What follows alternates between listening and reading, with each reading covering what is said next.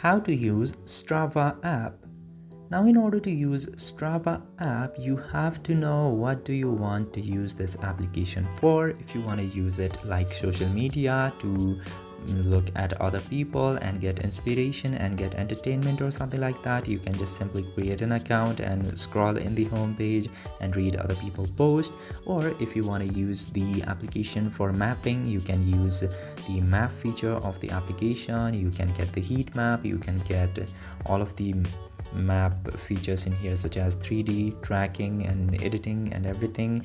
You can also record from the application. You can record your activities, you can record how much physical activities that you are doing and all those stuff.